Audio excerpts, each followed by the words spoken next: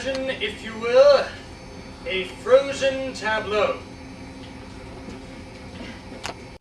Antarctica, home of the modern penguin, a barren, fruitless wasteland of ice, wind, cold, darkness, ice, frigidity, and ice.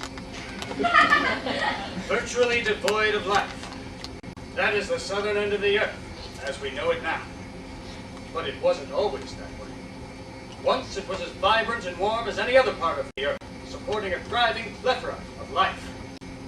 But as the continents divided and multiplied, and Antarctica moved south, degrees were subtracted from its temperature, adding to the already highly confusing and unnecessarily mathematical situation. As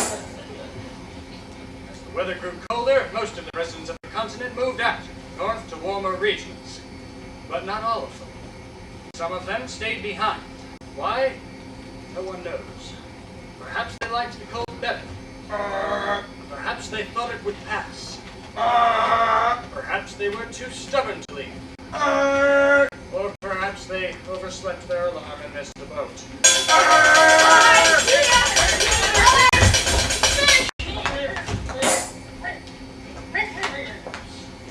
And for a time, the world forgot about them. But they didn't forget about the world. Mankind continued in his evolution, oblivious to his distant and eccentric neighbors to the south.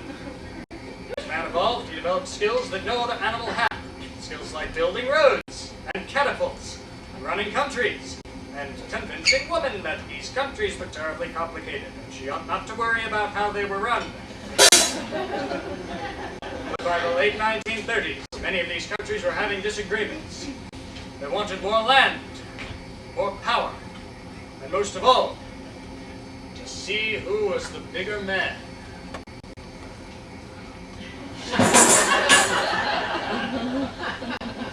In the beginning, dirty looks were exchanged, giving way to harsh words, and eventually, rude gestures, tempers flared, veiled threats were made, then unveiled, everyone broke for tea, and then plans for war began.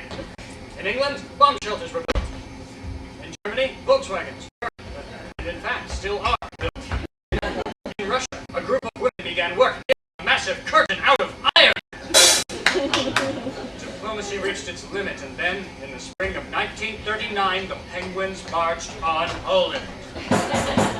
Well-trained and courageous though they were, the Poles stood not a chance. The Penguins had already conquered the most formidable pole of them all, the South Pole.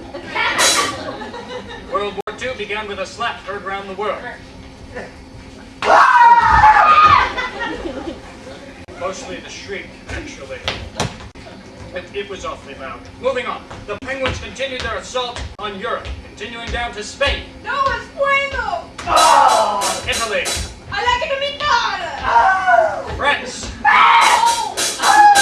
Russia. It was frankly too much like Antarctica for their taste, so they moved west toward the coast. The Penguins then launched an assault on Britain. Or, to be more accurate, they launched an assault at Britain. By a slight miscalculation, they landed instead in Ireland, suffering a humiliating defeat at the hands of Dublin's Leprechaun Brigade at the Battle of Shannon-Dacre and Namgeshan. After me, let me charge!